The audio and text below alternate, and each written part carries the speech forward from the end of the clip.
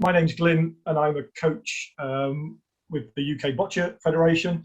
And David, as I'm sure you all know, which is why you're here, is the world leading BC1 player.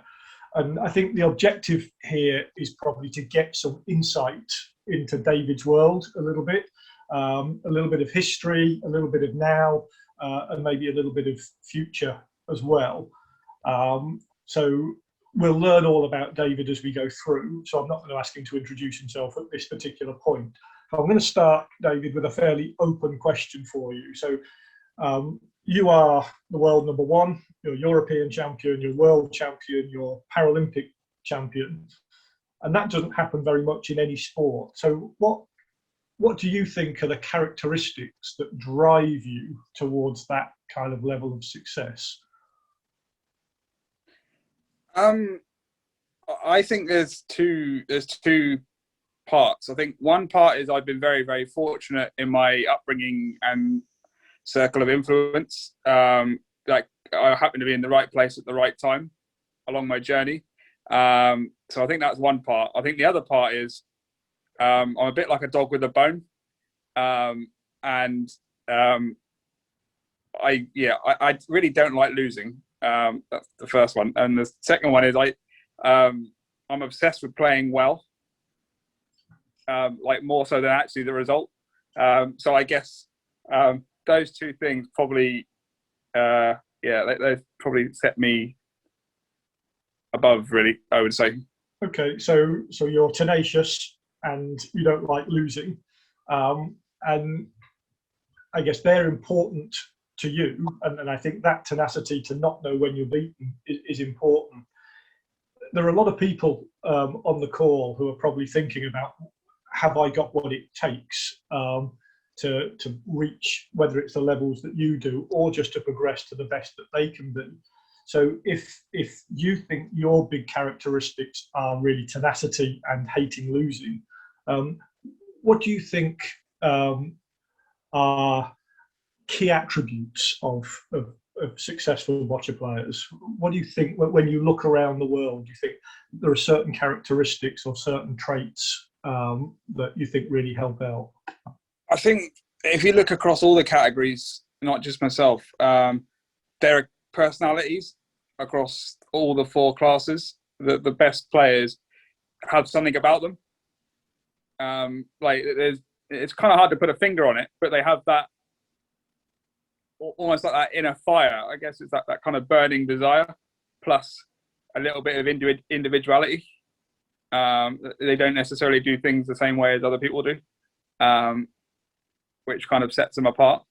And then obviously the hard work and dedication that goes along with being any professional sport, really, that it's kind of a given now. But yeah, I think there's that individualism. I don't think there's a particular, I don't think, if anybody tried to copy what I do, I can almost guarantee it won't work for them. So it's about finding your own individuality, I suppose, and maximizing it. And I guess the top players are able to do that. They're able to know what works for them and sort of use it to their advantage better than anybody else. So I think that there's a word used in sport quite a lot, which is about being authentic, with being true to yourself. So you're pretty much saying there isn't any given path. You have to find your own way, and your way is going to be different to somebody else's. Yeah. A long time I believed that there was only one way, and that was mine. But I've grown up quite a bit in the last couple of years, and actually it's there's more to it than that. It's not just everybody's got their own unique skills to bring to the table, and it's about, I guess it's about understanding what they are and being able to then bring them out.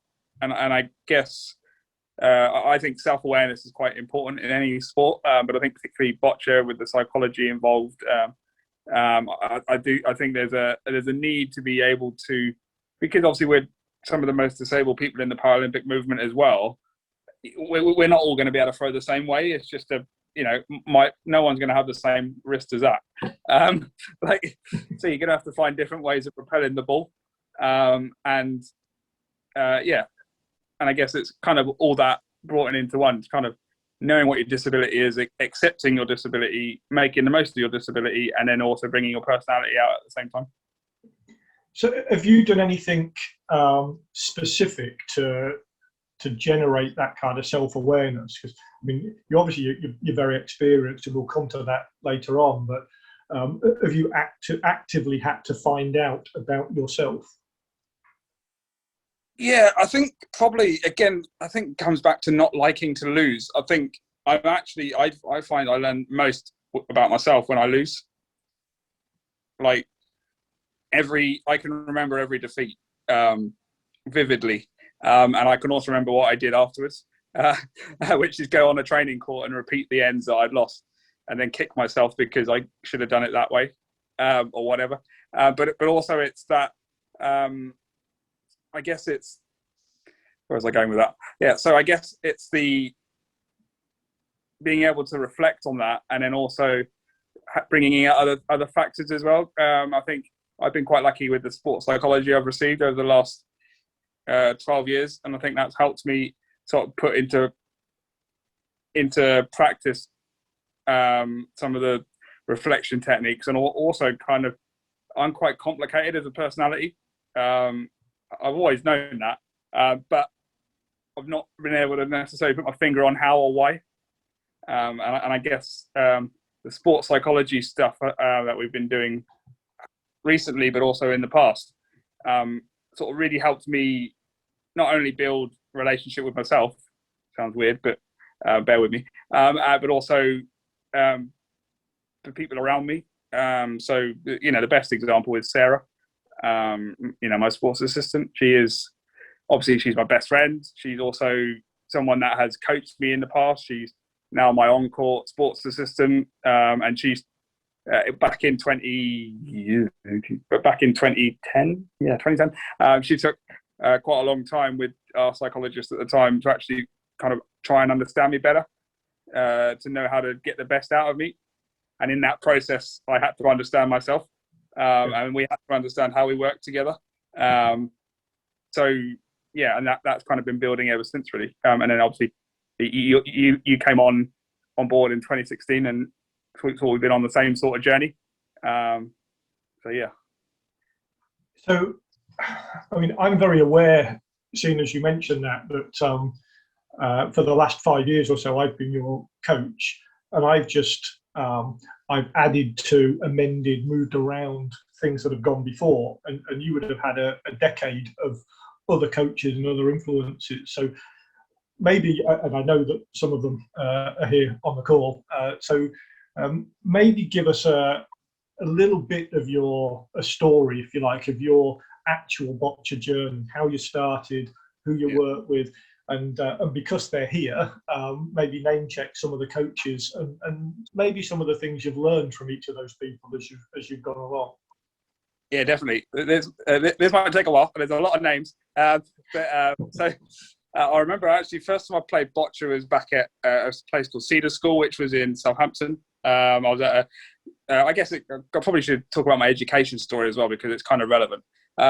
So I've always been in special education. So I've always been in schools where most of the students, if not all of them, had some form of physical disability. So the first school I went to was Cedar School, and there I was introduced to boccia.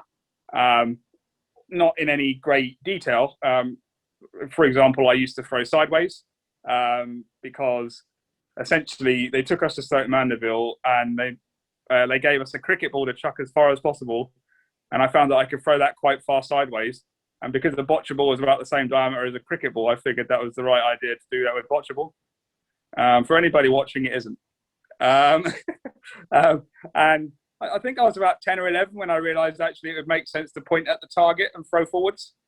And then thankfully I moved to Trelaws. There's a number of reasons why I moved to Trelaws, but one of them was sport and not being pushed enough at the school I was at, sort of being overlooked.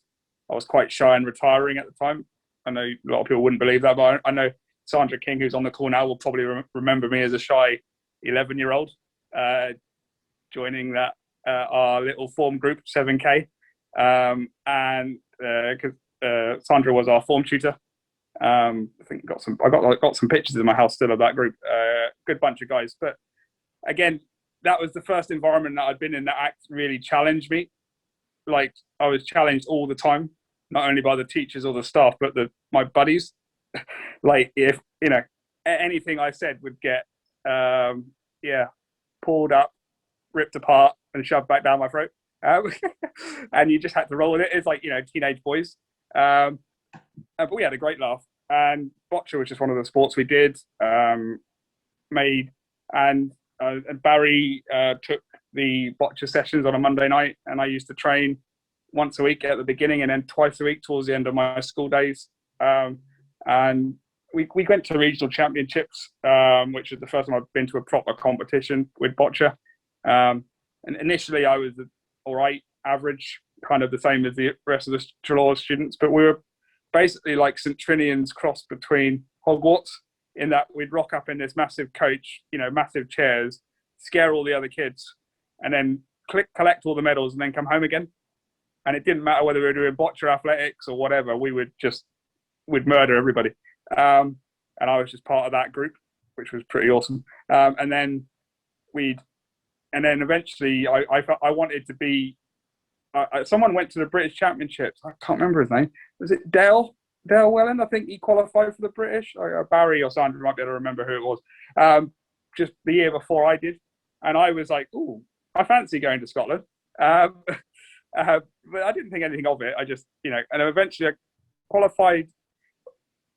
Yeah, I think it was Dale. But anyway, I remember practicing with a student called Darren Cole. Yes, Barry, that's the one. So I remember practicing with Kat Watkins quite a lot, and I just, we were just competing, playing and whatever, getting annoyed with some of the students who were walking across the court, and I was randomly chucking balls at them and ended up on the jack by mistake. And then one year, when I was in year 9, we actually I qualified for the British, quite by accident. I'd won the regionals, got to the nationals, got hammered in the semis by David Morgan, and then we just kicked off, and then we went to the qualify for the British. Wasn't expecting anything. Barry nicked a bus from Trelaw's, a little white one with a petrol engine, which was quite funny. Shared the driving with John Gowans.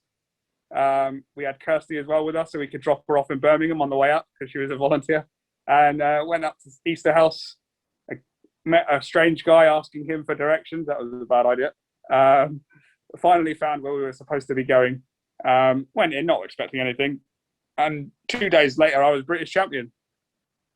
Like, beat the British captain at the time, Peter Pearce.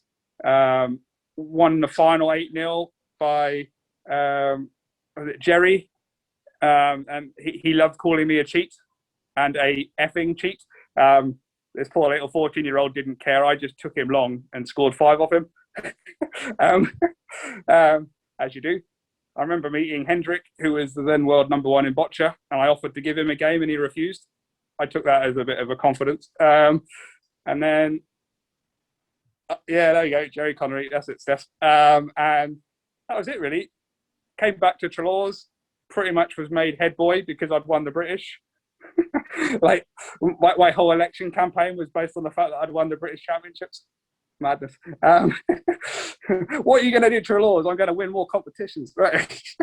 If only the politicians were like that in real life. And then then that was it, really. Then I got a little bit arrogant. So when I was year 10, 15, Barry, I remember, I hit my arrogant streak, and I thought I was God's gift. And then I lost the British to a couple of people, but I remember losing to Kaylee Black at the Nationals. Oh, that was a bad game.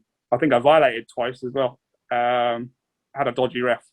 But it was, not good. And then obviously everything comes crashing down, and you kind of think, whoa. And then I got an England call up and met Nigel Murray properly, had proper training with him. And that's when the thing, like, he was the sort of one that kind of showed me the professionalism needed. What year was that, David, where you kind of met up with Nigel for the first time? Well, I've seen him around, but we properly, we actually trained together at an England camp. And I think that would have been 2000, and it was just before Athens. So I think it was like 2004. I remember doing in-off drills with him. And that was the one thing that I was better than him at, in-offs. Yeah, I'm sure he'd disagree with you then. Yeah, he'd obviously disagree with me. He was better at everything else. I have to, I really, but it was really good to have those sessions with him where we would do stuff and have that competitiveness, because he'd have a bit of banter as well. And it was just nice to have that, someone that was actually, someone that was a real professional of the game at that point. And can I just ask you a question? Because otherwise you might talk through every match you ever played and we might never get off a call. But did Boccia give you that competitiveness, or do you think you had that anyway? Was that something, like, did you always have to win at Monopoly, or did you always have to, or did Boccia almost introduce you to the fact that you were a competitive being? No, I can't credit Boccia with that, because I remember playing wheelchair hockey and getting a yellow card because I sort of ran between two chairs to get the ball. It definitely wasn't just Boccia. Wheelchair football, we used to play at Tromans, which is now banned for obvious reasons. But we used to play that, and inter-house rivalry, and I actually got sent off because I argued with our house manager at the time about who should be playing. Me and Ben Rushgrove, as you remember Ben. It definitely wasn't Boccia. I think it was the environment, actually. I think it was the Trelaw environment that unlocks my competitiveness. Boccia just happened to be one of those things that we did. Sorry, just a question for you, because you obviously had a go at some other sports, and Boccia is sometimes it's a sport of last resort. It's the one people with the degree of disability that you carry you can do at a high level. Do you think Boccia was the sport for you regardless? Do you think that was, if you were able, would you have preferred something else? I mean, I guess you got to put it into perspective. I was a very energetic 14-year-old, 15-year-old. So that's the caveat. I think the honest answer is, at the time, no. The reason why Boccia stuck was because I had competition pathway. Mm-hmm. I much preferred playing wheelchair hockey, wheelchair football, athletics, where I could chuck things as hard as possible. And Boccia was definitely not my... It just happened to be that there was a competition, because with athletics, the person in my category that I would have to beat was throwing the club 13 metres further than me. And that wasn't going to happen. Even though I was racking up medals every time I went up to Blackpool for the junior games, and there was nothing else. It was just rock up to Blackpool, play some silly tunes on the coach, go up to Blackpool, pick up a load of medals, come home. And it was the same every year. So the competition is a really important thing, and the fact that there were numerous outlets for Boccia which allowed you to compete and there's always a better player as well. There was always a next step. There was always, once I'd completed the national circuit, then the internationals opened up, and then obviously I started meeting some really serious players. Not just in BC2s, but across the all the classes. And at that point, you go, oh, okay, this is something. And then you start realizing that actually I can throw these balls full power because I need to. And then I started teaching myself how to knock off with the underarm throw. I think we'll probably remember that, Barry, in the gym at Trelaw College. Just randomly picked up a ball and threw it underarm because I was like, right, I want to be like Nigel. And so I just started swinging underarm. Felt weird as hell, like really felt rubbish. But I just kept doing it because I knew that was the only way I was going to knock off a ball properly. So there's another trait, that perseverance, something that's not necessarily something that was natural to you, but something that you knew you had to be able to do. And certainly in BC1, the ability to throw over and under is is definitely an advantage, I would say. And obviously it's something we still work on. Yeah. We were still working on it earlier today. The best bit about that was actually, I remember when I had that throw, I'd just broken my normal chair when I was trying to learn that throw. And Trelaws had very kindly donated, well, I didn't break it, the airlines did, but that's another story. But the Trelaws very kindly give me another chair to sit in for however many weeks, I think it was 11 weeks, while I was getting fixed. And I had to learn the underarm throw in a foreign chair with not the proper seating system. So that was fun. But yeah. So obviously, what seems like relatively humble beginnings, you're kind of having a go, and you kind of won a few, you lost a few, you got quite good, you got ahead of yourself, and were quickly brought back down to earth. At some point, then the doors opened towards representing Great Britain and going to things like Paralympics and World Champions. So what was the difference between what you understood from a national level to when you started seeing the international game? I mean, my first international events went actually really, really well. So that's probably, again, like everything, it started really, really well. I think the first major international game, I played the world number 6 and beat him 6-0, which was good start. But then I lost in the quarterfinals to someone I should have beaten. And then that was, kind of where I was in the early years of my international career. I was a little bit, obviously, inconsistent, quite understandably. But yeah, there was, I think, because I was there and with people like Nigel around me, and we had a really strong team as well. So the pressure on the individuals was quite, I mean, obviously I was young anyway, so I didn't feel any pressure, but I knew that if the individuals didn't work, well, we'd pick up a medal in the team. Because Nigel was there. And, we had Dan, Ali, David Morgan. It was just a really strong team, particularly in Europe. And I think the first competition we picked up a silver, and we probably should have won it. Then we all ran out of puff towards the end of the final, and then we went to the Worlds. We picked up a bronze, and again where we probably should have won it. And then we went to the World Cup, and we picked up the gold. And actually, that World Cup was the change for me, because that was the tournament that I actually put it all together as an individual. I actually played well through the whole tournament, and was able to sustain it to the end. And that was probably the first time I thought, you know what, I can actually be something in this. I can, I'm not just here to make up the numbers and get the odd medal. I can actually do this on a regular basis. And how old were you at that point? So I was 18. Okay. So again, it's sort of following in many ways, and probably because of your schooling, your education, almost a fairly traditional pathway, if you like, for sport, in that you started playing when you were 10 and it was at school or local, and then it progressed, and it's sort of taking you 7 or 8 years to get to a kind of an international level, but it's still many more years before you're genuinely the best in the world. And I think it's worth making that point that, from picking a bocce ball up at age 10 to competing internationally and thinking you've got a real chance, that was 8 years.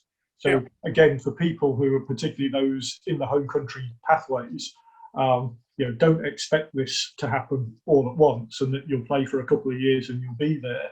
And so potentially related to that, I just wonder if you could give a descriptor of perhaps what it was like when you were, say, going to that World Cup in whenever that was, 2006, 2007, and what it's like now in terms of preparation, standards. Yeah, how far has the sport moved in that sort of 10 or 15 years? It's chalk and cheese. And I just saw a question from Sandra in the chat, which I'm going to link into this. So the question was, does she think that, do I think that I won too early? And I think the answer is yes and no. I think if I hadn't have won, I wouldn't have believed that I could then potentially do well in the Beijing and all, and all the above. and if I yeah, but then I might have gone into Beijing with a bit more concentration or whatever. But then, yeah. So I guess that's the yes. But then no. If I hadn't have won, I might not have gone into Beijing believing that I was a shot. So, I might have just made up the numbers and waited for the team, like quite easily. So, yeah, I don't know. I think actually having Beijing, the individual disappointment in Beijing, then fired me up for the team stuff. So, David, just so, because not everybody knows exactly what happened, so tell me what happened in the individual. This is the 2008 Paralympic Games in Beijing. Yeah. So what happened, and a lot of things happened. So it just changed coach. So Barry, who had been working with me since I was at Trelaws, basically, Barry stopped in 2007, and then that year obviously was a bit of a transition for me, trying to because I was moving to university in the summer to Swansea, and also then trying to I didn't really have a coach at that point. I was sort of trying to coach myself, trying to get all the stuff done I needed, and then obviously going into the games, I had someone caring for me who I didn't really know very well. So again, that made it tricky. Just the relationship, it just didn't really work. And then sort of the only comfort blanket I had really was the team. So I guess that's the sort of factor. And in the individuals, basically what happened was the start of the individuals was the day after the opening ceremony. We'd stayed for the opening ceremony, got back late. I got on court and basically lost 2 games before I realised it. And that basically, I won the next 2 games, but I then got knocked out on points difference. Ironically, the game that I won, one of the games, was the person that got a silver medal, which was quite infuriating, as you can probably imagine. But you live and learn. And then in the team, obviously, then we pulled it all together after finally defeating Canada in what was probably the worst game in history. We then pulled it out, and we then flew really, and probably. That was some of the best stuff we'd ever played really as a group, and it was great. And then I mean, comparing boccia then to now and how the game's developed, it's just it's almost impossible to describe it. At the time, there just wasn't the power. There wasn't the amount of there wasn't the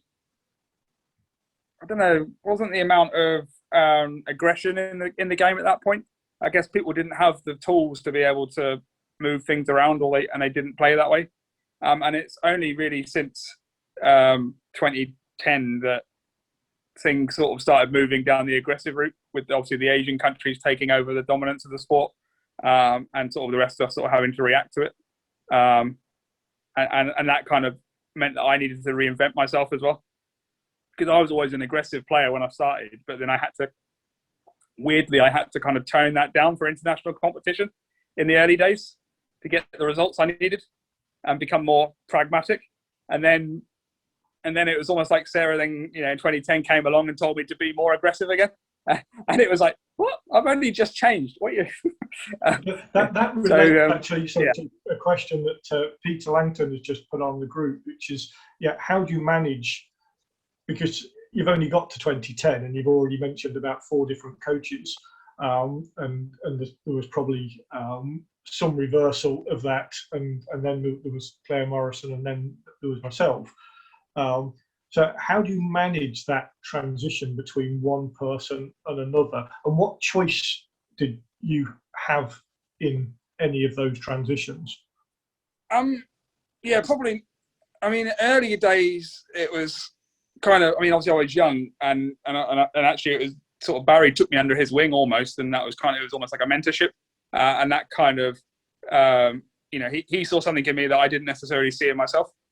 So that was the early days, and then later on when it was sort of developing new relationships, it was again a lot of the time it was kind of circumstance, depending on who had the job and depending on how UK Boccia did the employment, and it could be all sorts of it could fluctuate. Who was team coach? Who was working with other athletes? So it wasn't really my choice, I suppose. And I probably didn't take much care of it either. If I'm honest, like I just accepted what was given. So yeah, and obviously as you get older, you start to question things a bit more, and you kind of become a bit more pragmatic in your own sort of like this is what I need, because obviously you know yourself better, so you're able to make more demands. Yeah, but I think it's an important lesson because as a coach, and obviously I've coached in a number of different sports, and but primarily boccia for the last decade. And I always believe you can only coach with an athlete's consent. You can only, as a coach, we're there at your service, if you like. So you have to be really bought into the idea of what's on offer. Otherwise, it doesn't quite work. The idea of almost coerced coaching just is an impossibility, and particularly at the level that you're operating at. So I think it's a kind of lesson to people who are perhaps tuning in and listening that that there are always choices, and actually you've got to get that right fit in terms of personalities to make it really work. So I just think it was an interesting question from Peter, because I think some coaches it was just circumstantial, and some it was going to be the right fit for you at that particular time. It's interesting. So there's I'll get to the question from Robert in a second. I'll come to that too a bit later on. But you're obviously a well-established international athlete. You're on the circuit. You're the best in the world, and a lot of people would aspire to that. So there'll be a lot of coaches working with players in the pathway here. There are some international guests who are listening in. So I guess what's it like being a professional athlete? Because it's not always as glamorous as it sounds. So forget COVID for a minute. We'll come back to that again in a second. But what is the life of an international sports person? Yeah, I guess there's two things. I mean, firstly, I'm in a very privileged position in terms of being able to travel the world doing something that I really enjoy doing. But there's also the other side, which is it is my full-time job. Actually, it's my living. It's my career. For a very long time, it was my sole income. And the demands in the sport only get higher and higher and higher. So, and in terms of how the funding is distributed, basically for me to maintain my paycheck, I need to keep winning. Yeah. I mean, there is a reality that at this level, performance buys the privilege. You'll get better paid than anybody else on the world-class program because you've consistently won the big medals. If you stop winning those medals, you take a pay cut, and that's a harsh reality. It's a performance-driven sport, and that's almost like a double-edged sword. Yes, it's a big motivator to keep winning, but it's also then obviously dealing with that pressure of knowing that actually every tournament matters, particularly the major ones where the World Championships in Liverpool, for example. I knew that was a tournament that my funding was in question on.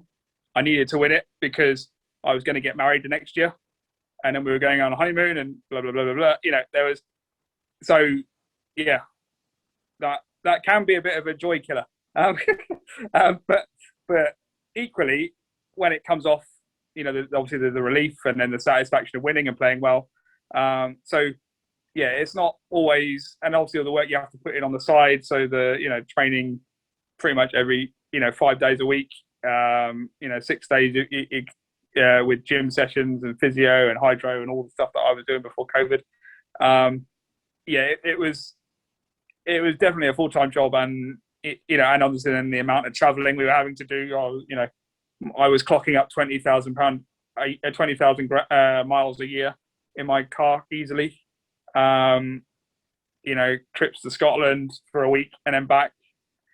You don't spend a lot of time at home.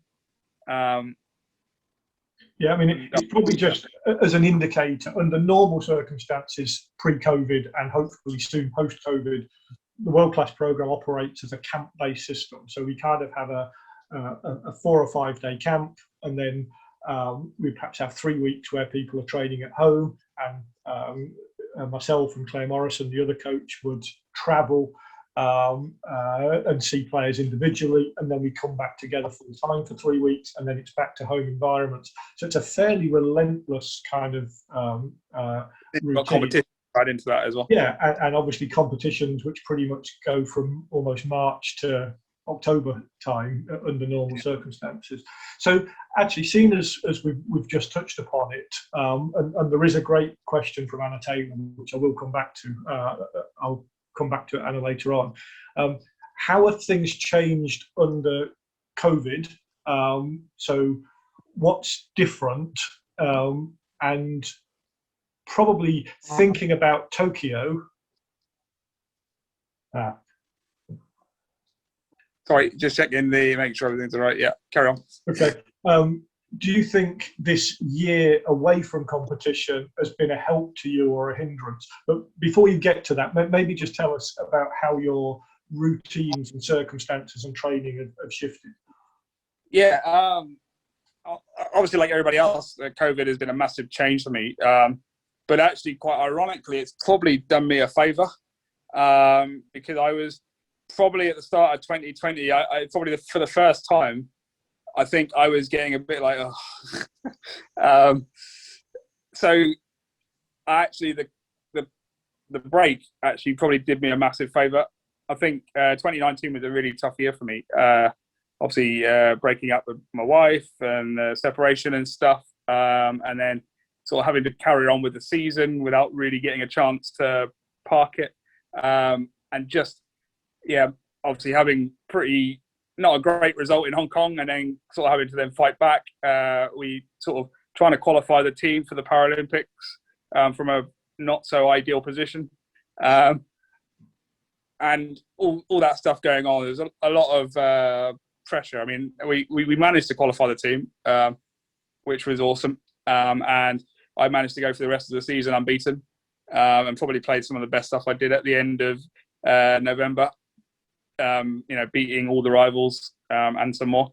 But yeah, I remember in January I was like, I think just emotionally I was sort of like sapped. And then thankfully the COVID hit, and for me obviously it's been really tough for everybody with the isolation, but it gave me a chance to sort of reflect and just sort of think about what I wanted to do. I've been looking at a second career for a while. Thinking about with married life, thinking about going into a job that was a bit more homey, so that I could start thinking about kids and whatever. But then obviously when all that ended, I was still thinking about that second career. It was like one of those things that you just don't let go, and I hadn't quite let go of that thought of maybe I want to do something else with my life. But then actually weirdly with the pandemic gave me a chance to reflect. I then realized that I could be more useful staying in the sport actually, and sort of putting my time to good use. So I've been coaching people, and I've been more active online, and I've been sort of in contact with different people, and just being more out there really, and just trying to help people as best I can, as well as carrying on with the training. And I've obviously transformed my nutrition since lockdown. I took a sort of in-depth look at what I was doing, and and probably there were some improvements to be made, so I made them. Felt a lot more energetic and just more energy and more motivated. Then start looking towards Paris and Los Angeles. Committed my time to the sport for indefinitely until we find someone to beat me at a national championships was the deal. So yeah, I think it's worth saying that obviously you were contemplating retirement post Tokyo, but 2019 was a challenging year and a tough year, and I think I was on court with you earlier today in Cardiff, and there's no doubt in my mind that, I mean, you were beating everybody in 2019 after Hong Kong, but you're a better player now than you were then. You're a better player now than you've ever been. And I think it's a really interesting, having taken a year away from competition, to actually be better now than you were then. I think that's it's quite a thing. So other than that bit of self-reflection, maybe finding some things to do alongside boccia, I mean, how do you account for being better now than you were when you're in the midst of the roller coaster of sport? Simply, I think I've surrounded myself with different people, and I think just having that fresh perspective and seeing the opportunities that are out there, and just seeing that there is life outside of boccia, but actually boccia doesn't have to. It's not one or the other. I can have my cake and eat it. Yeah, that's probably the thing for me. Sorry, given that you've made that decision to continue to play, which I applaud, because I still think you've barely tapped the surface of how good you can be. I think you get better year on year. How do you see post-Tokyo? I mean, and Tokyo Paralympics is 6 months away. So do you see your role changing within the sport, within UK boccia, within how you want to be perceived as a person? Or do you think it's going to be more of the same Smithy? Yeah, I mean, we've talked about this quite a lot. So I know. So I'm glad you asked the question. But I think, I think going forward, because I've always had this sort of jokey persona. I've always been the entertainer. I've always, I've always played entertaining boccia. And that's not going to change. But I do want to be seen as a serious professional, not just someone that rocks up and kicks everybody's ass for the fun of it. Like, Okay, let's talk about somebody kicking your ass. So I've obviously been involved over the years with all the classifications, but I'm best known for working with the BC3s. And by default, therefore, you came into essentially a BC3 squad. So, and hopefully in 2 weeks' time, you'll get on court with Will Arnott and actually do a joint training session for the first time in a year. But that will be with a BC3. So maybe just explain some of the advantages, some of the drawbacks, some of the, but mainly probably the benefits of playing across classifications. So I've always been quite open to it anyway, because I see it as a boccia player. Like you're only playing the balls that are in front of you. It doesn't matter whether they come from a ramp, a wrist, a foot, whatever. It does. We're not playing moving targets. The target stops on the court, and then you have to deal with it. So for me, it doesn't really matter whether I'm playing 1s, 2s, 3s, or 4s. In fact, I enjoy the different challenges that imposes.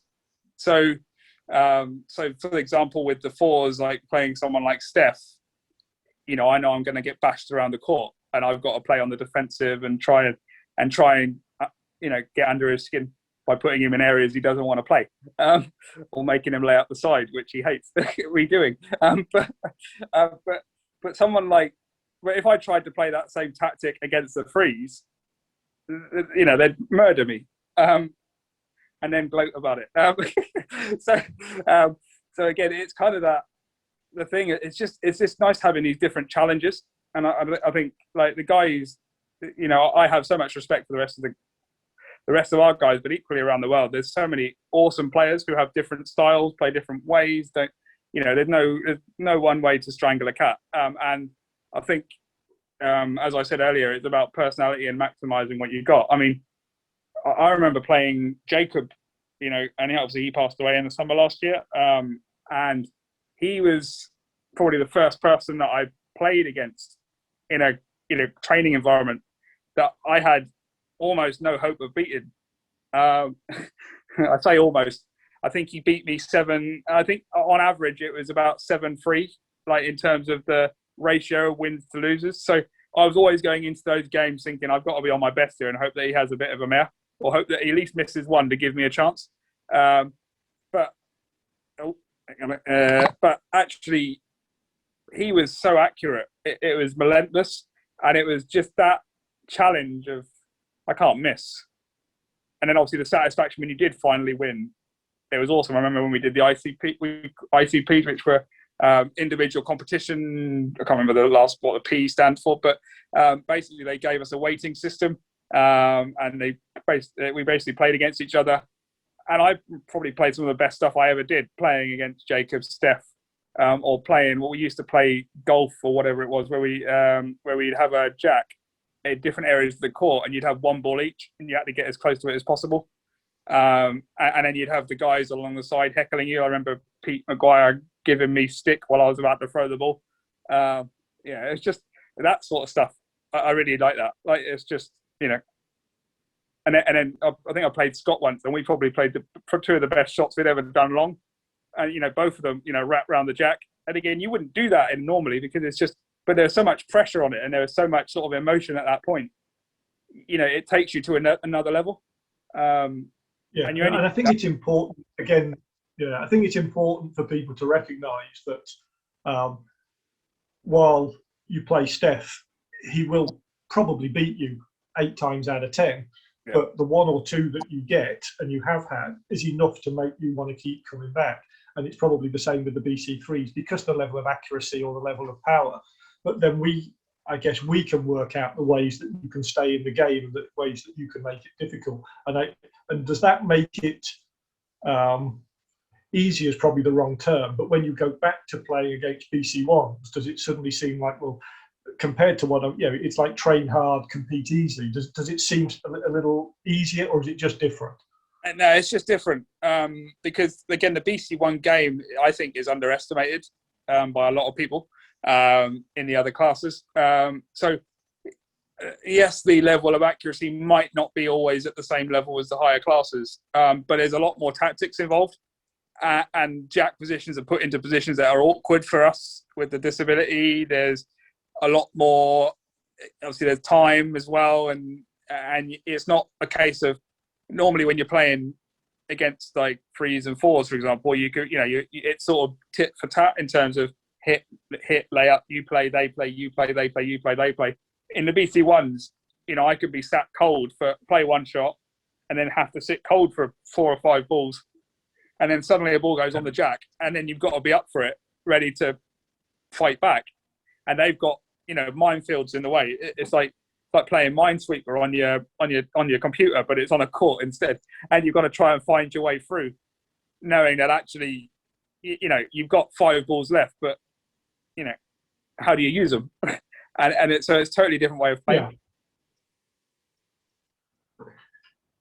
But I think knowing all of those different styles just equips you. And so I would say to anybody, don't necessarily stick within your classification, particularly for training. Do adventure outside and see what else is out there. I'm slightly conscious of time, and it's sort of 5 to 8 already. And there's a bunch of questions that maybe they're not quite quick fire because some of them might need slightly nuanced answers. But there's some questions that have come up and some that I was asked to ask you. So the first question of this little series is, what's the most memorable match that you played in? Probably the most recent ones, to be fair, are probably more memorable. I think the one for me is one where I played amazing. And I think that was in Pavoa when I played Deep Mac, the Thailand person who beat me in Hong Kong. He's a new guy. And essentially, I'd gone 2 points down from the first end, having played the end pretty well, in my opinion. And he'd played an awesome lob shot and just taking the jack out, went on the cross, and then he sort of maximised. And I was down, and I was thinking, oh God, I'm playing well here, and he's still beating me. I was rubbish in Hong Kong. Now I'm playing well. And then the next 2, and I just went, you know what? I'm playing well. I'm going to just put my foot down here. I'm not going to think about this. If he wins, he wins, but I'm giving him all guns. So the next 2 ends, I mean, I played the second end as perfectly as you could possibly play it. I don't quite know how I managed it, but I played a curling shot with a ball, with the last ball that I could possibly play that ball with, because I was blocked, and I managed to curl it onto the jack, which then meant he had to play out. I then smacked his ball off with a Chinese because I was still blocked, and then opened up the scoring zone for me to then score 5. Then on the next end, I nailed my first ball. He then tried to block it up because he was reeling from being 5-2 down. And then I scored 6 in a perfectly executed maximise. And the game was done. I think if anybody gets a chance to see that particular game, and the reason it was important was because he had beaten you in Hong Kong. And David doesn't lose many matches. I mean, I think after Rio, through 2017 and 2018, I think you lost one match in that whole to the Brazilian player in across all of those tournaments. And so in 2019, you lost 2 in one tournament, which again is pretty rare. But to be able to turn those around, and that match with Deepmak was pretty. Yeah, that was. I mean, to be fair, even the Thailand guys sort of came up to me after that game and gave me a pat on the back. So yeah, that was quite special.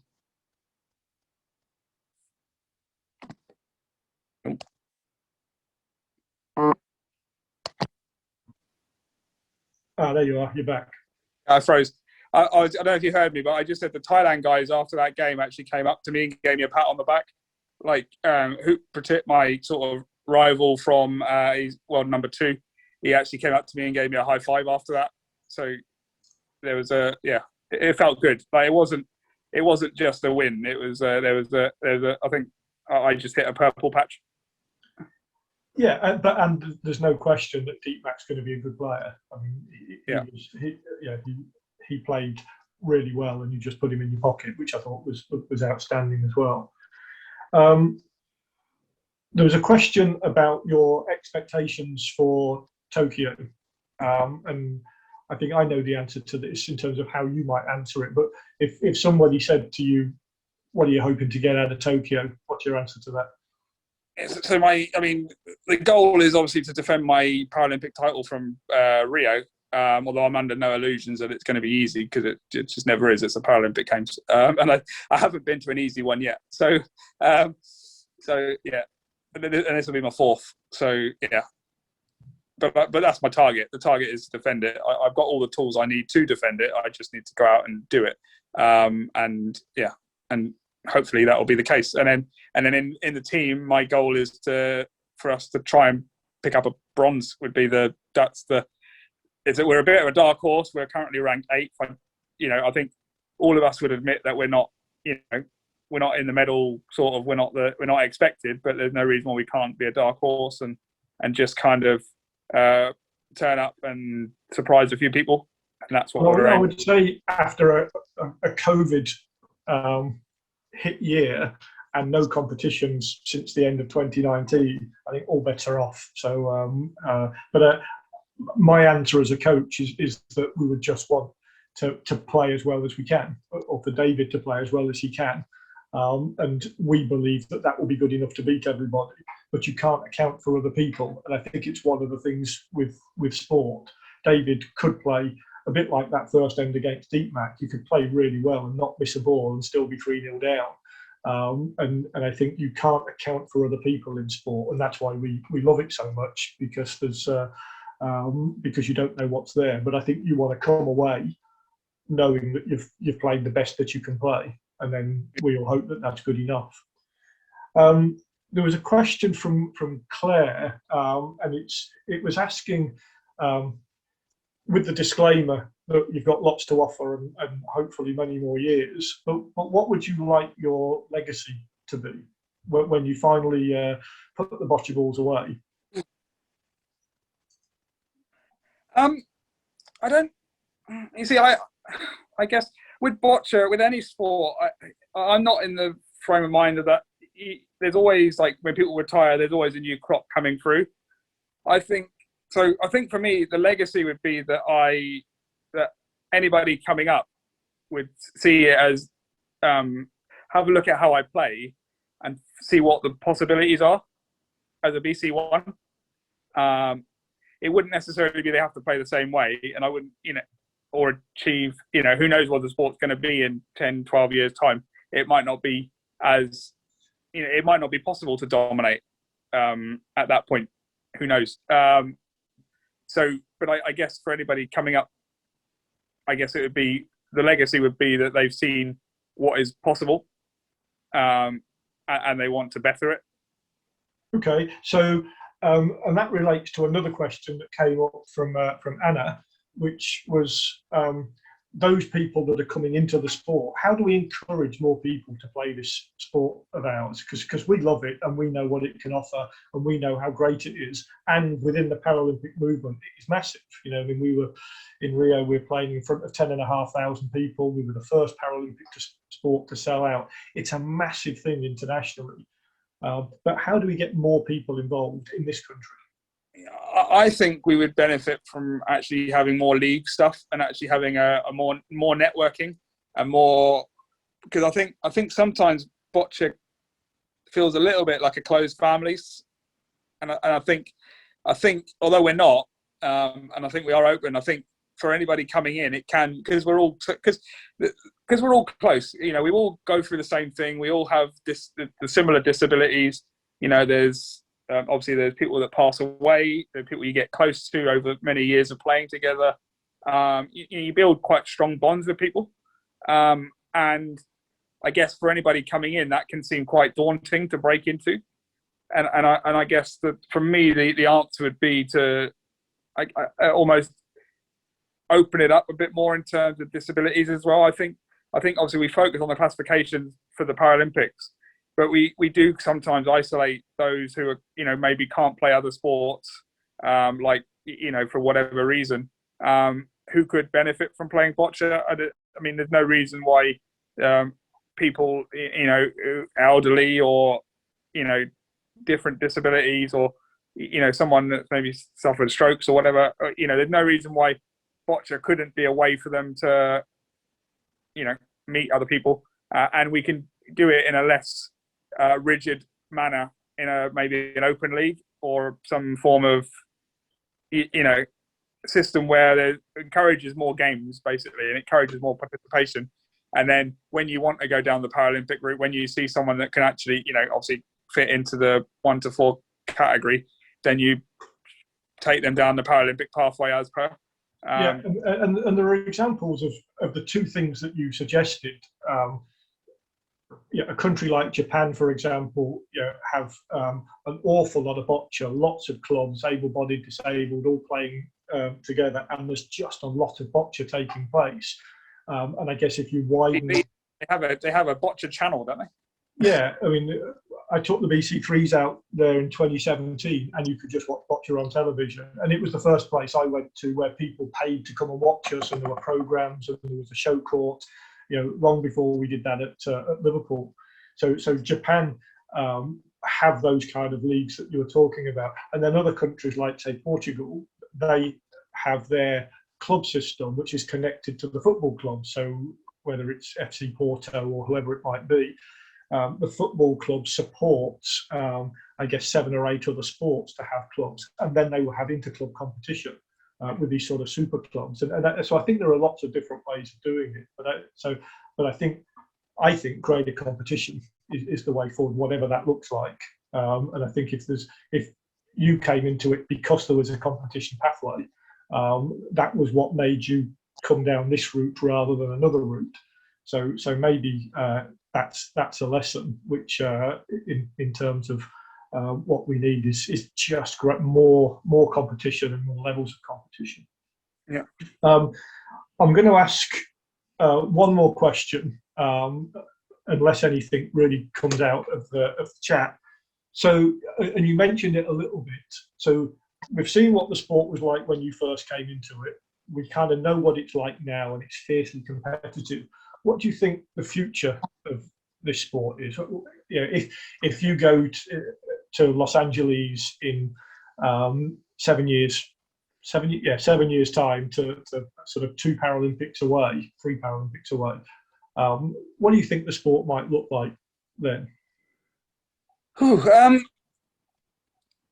I see it I don't really see it changing that much, if I'm honest, because I think essentially obviously the governing bodies will come in. There'll be updated rules. There'll be more restrictions. Hopefully, balls and stuff will be developed, and just things will be moved on. But I actually think the game will stay relatively constant. I think because essentially the limit, we're all human, and I think the level of competition, can only get so far, and then people will start hitting the ceiling in terms of how far it can go, and it'll be more about who can, playing more tactically. I guess it will turn into more like a game of chess. I guess for a little while it's been a case of who's the most accurate, most powerful wins kind of thing, and I think we saw that a little bit in the Hong Kong final. Actually, I'm going to mention him again. So Steph playing what was the guy's name? Claire, can you help me out? Anyway, Steph in a BC4 final. Cool. Yeah, Steph final. I can't remember. Sorry, Steph. I can't remember your guy's name. Lung. There you go. Cheers, Claire. And that game was really interesting because Lung had a lot more power than Steph, and would naturally try and smash him around the court. And Steph just outthought him. Steph just put his balls in the place that he knew his opponent, no matter how much power he's got, was always going to, eventually would run out of balls. And he just played the perfect game tactically. And that's where I think the game's going. I think that will be eventually when players get to the point where they're all as accurate as each other and, there's not a lot to choose. It'll be evolution, and the evolution will be the tactics and how you... It may already be there to a large extent, certainly in BC3 and BC4, where everybody's got good equipment in threes, everybody's got good ramps, everybody's got balls, everybody's accurate, and it becomes a thinking game.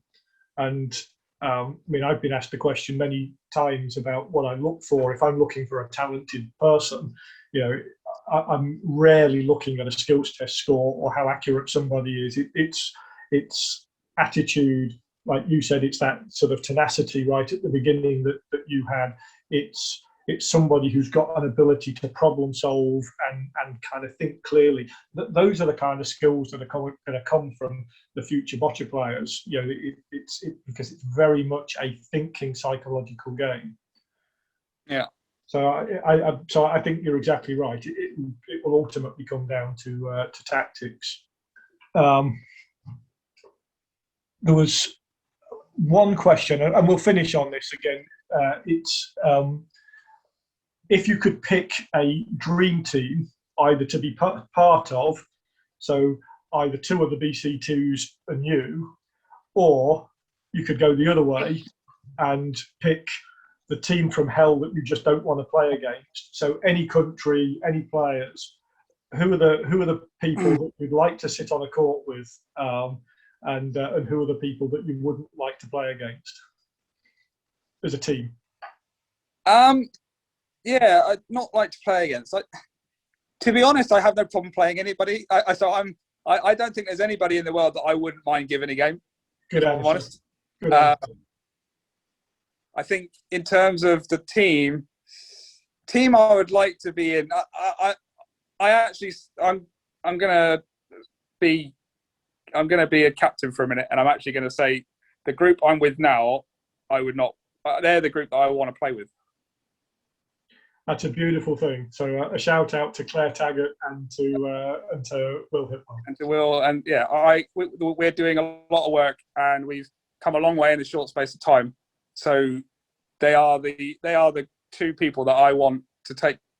We're going to Tokyo, and I'll be on my, and we'll be doing our damnedest to pick up a medal. Perfect. Leave it at that, David. I think you individually, your teammates as a team, going to Tokyo to pick up a medal. I think we can kind of wrap that up there. I don't know whether Terry's going to come back in and close things off, but just like to say thanks to the 53 of you that are still here, and for listening to David and I for the last 75 minutes. It's hopefully it's been a little bit insightful for you, and we all come away a little bit enriched. And thanks to David for being so honest. Yeah, thanks guys. Thanks Glenn and David. I know I really enjoyed that. I've seen you quite a bit, David. I didn't know an awful lot of what you were just saying there, so that was really good to hear that. And hopefully there's quite a lot of, from who's on the call, there's coaches, there's players, I don't really know who everybody is, but hopefully there's a bit there for everybody to take away and hopefully share. So yeah, thanks, and thanks everybody else for joining. I'm sure Natalie's probably going to be sending out some feedback. I think she's off this week, so it might be next week before it comes out. So if you have any feedback on this or anything else you want to see, please let us know. If you didn't get something answered or you really want to know, either fire an email through to Natalie or myself. Our contact, whether it's SDS, Spotch England, DSNI, Disability Sport Wales, and hopefully we can get an answer for you. Yeah, so that's us, guys. Thanks again, everybody, for joining. And like I said, it'd be really good to hear any feedback. And thanks very much for Glynn and David for sharing all that with us tonight. That was a really enjoyable night. Perfect. If there's any more questions that people haven't been able to get across, maybe go through Boccia England, and if there's any that want to be answered, just send me an email or whatever, and I can maybe do a video follow up. Yeah, that's great, David. Thanks. Don't say that too loudly, otherwise we will make you do something like that. So, Okay. Great Q&A, bro. Cheers, Thomas. Cheers, Roy. Thank you so much. Really, really good. Good night, all. Good night, Roy. See you, Jasper. Thanks, Sandra. Really enjoyed it. Thank you. Bye-bye. Fabulous evening. Yeah, thanks for the questions, Peter. Thank you very much, everybody. Thank you. We enjoyed the chasing guys like this. Cheers, Lewis. Cheers, Lewis. Recognise that accent. Yeah, guys, we're done. Cheers, mate.